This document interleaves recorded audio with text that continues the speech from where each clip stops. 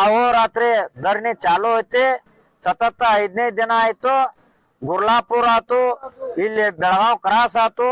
ಬರುವಂತ ಈ ಸಿದ್ದರಾಮಯ್ಯನಿಗೆ ನಾವೊಂದು ಇದನ್ನ ಹೇಳಕ್ ಇಷ್ಟಪಡ್ತನೋ, ಚಳಿಗಾಲ ಅಧಿವೇಶನದಾಗ ಏನಾರ ನೀ 3500 ರೈತರಿಗೆ ಬೆಲೆ ಘೋಷಣೆ ಮಾಡಿಸ್ಲಿಲ್ಲ ಅಂದ್ರ ನಿಮ್ಮನ್ನ ಅಧಿವೇಶನ ನಡ್ಸಾಕ ಅಲಾವ್ ಮಾಡಿ ಕೊಡಂಗಿಲ್ಲ. ಯಾಕೆ ಅಲಾವ್ ಮಾಡಿ ಕೊಡಂಗಿಲ್ಲ ತಿಳ್ಕೊರಿ ನೀವು. ಇವ್ರು ಫ್ಯಾಕ್ಟ್ರಿ ಮಾಲಕರು ದಂಡತನ ಮಾಡತ್ತಾರ. 3200 ರೂಪಾಯಿ DC ಮುಖಾಂತರ ಹೇಳಿಕೆ ಕೊಡತ್ತಾರು. ಇವ್ರೇನ್ ಬಿಡು ಕೊಡಾಕ ಆಗ್ಲಿಲ್ಲ ಅಂದ್ರ ಇವ್ರ ಕಬ್ಬಿನ ಕಾಯ್ತು. ಕಬ್ಬು ಇನ್ನ 1 ವರ್ಷ ಕಾಯ್ತು. ನಮ್ಮ ಗಾಣಗಳು ಅದಾವ, ಸ್ವಂತ ಫ್ಯಾಕ್ಟ್ರಿ ಕಟ್ಟುವಟ್ಟು ರೈತರ ಪವರ್ ಐತೆ. ಟೈನಿಗೆ ಒಂದೊಂದು 10 ರೂಪಾಯಿ 100 ರೂಪಾಯಿ ಕೂಡಿಸಿದ ಸ್ವಂತ ರೈತರ ಫ್ಯಾಕ್ಟ್ರಿ ಕಟ್ಟಿ ನಾವು ಕಬ್ಬು ನುರ್ಸುವಂತ ಕೆಲಸ ಮಾಡ್ತು. ನೀವೇನಾರ ಇವ್ರೇನ್ ಬಿಡು ಕಬ್ಬು ರೈತರ ತಾನ ಕೊಡ್ತಾರತ್ತ ಏನಾರ ಬಂಡತನ ನಿಮ್ ಫ್ಯಾಕ್ಟ್ರಿ ಮಾಲಕರಿಗೆ ನಾ ಅದಕ್ಕೆ ಧಿಕ್ಕಾರ ಹೇಳ್ತಾನ. ಯಾಕ ಸ್ವಂತ ಮಾಡ್ತು ನಾವು, ನೀವು 3200 ರೂಪಾಯಿ ಮುಂದ್ ಕೊಡ್ತಿಲ್ಲ ಅನ್ನೋದು ಒಂದು ನಮಗ್ ಇದು ಬರ ಆಯ್ತು ಮಾಹಿತಿ. ಏನ್ಪಾ ರೈತ ಮಾಲ್ ಹೆಚ್ಚಾದ್ರ ಇವೇನ್ ಬಿಡು ಹಂಗಾರು ಕೊಡ್ತಾ ಅದನ್ನೆಲ್ಲ ಹುಚ್ಚ ಕಲ್ಪನಾ ತೆಗೀರಿ ನೀವು. ನಮಗ್ ಎಲ್ಲಿ ಲಾಭ ಆಕೈತ್ಲ ಅಲ್ಲಿ ನಾವ್ ಹಿಡ್ದನ ಕುರಿ ಬ್ಯಾ ಅನ್ನೋ ಹಂಗ ಮಾಡಿರಿ. ಅದನ್ನ ನಾವೇನು ಮಾಡಾತಿಲ್ಲ. ನಾವು ತಿಳುವಳಿಕೆ ಮಾಡೈತಿ. ಪ್ರತಿಯೊಬ್ಬ ರೈತನ ಮಗನಿಗೂ ಬಂದೈತಿ, ರೈತ ಅಪ್ಪಂದ್ರಿಗೂ ಬಂದೈತಿ, ಕಾಕಾಗಳಿಗೆ ದೊಡ್ಡಪ್ಪಗಳಿಗೆ ಎಲ್ಲಾ ಬಂದೈತಿ. ಈ ಸಕ್ಕರೆ ಸಚಿವರಲ್ಲ, ನೀ ಸಕ್ಕರೆ ಸಚಿವ ಆಗಾಕ ನಾಲಾಯಕ ಮಂತ್ರಿ ನೀ.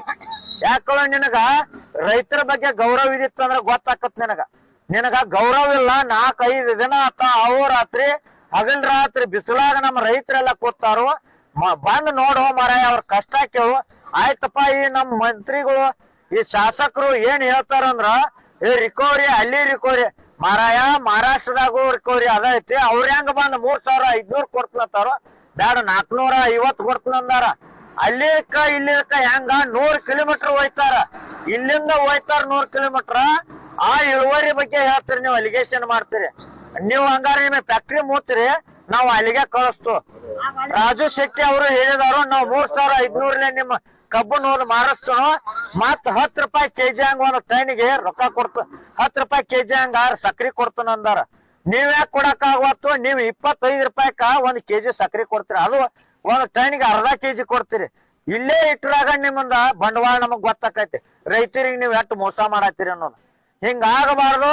ಏನಾರ ನೀವು ಇದ್ರ ಮುಂದೆ ನಮಗ್ ಕೊಡಾಕ್ ಆಗ್ಲಿಲ್ಲ, ಆದಾತು ಇದಾತು ಅಂದ್ರ ನಾವ್ ರೈತರ ಪಟ್ಟಿ ಬಿಟ್ಟಾರ ಒಂದು ಫ್ಯಾಕ್ಟ್ರಿ ಕಟ್ತು.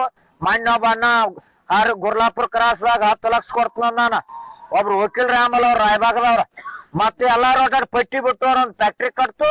ರೈತರ ಗಾಣಗಳು ಅದಾವು, ಫ್ಯಾಕ್ಟ್ರಿ ಐತಿ. ಬೆಲ್ಲ ಮಾಡ್ತು, ಸಕ್ರಿ ಮಾಡ್ತು. ನಿಮ್ಮನ್ನ ಹೆಂಗ ನಿಮ್ಮ ಫ್ಯಾಕ್ಟ್ರಿ ಜಂಗ್ ಹಿಡಿಸ್ಬೇಕು ಅನ್ನೋದು ಈ ರೈತರಿಗೆ ಗೊತ್ತೈತೆ ಅಂತೇಳಿ ನಾನ್ 4 ಮಾತು ಮಾತಾಡ್ತಾನೆ.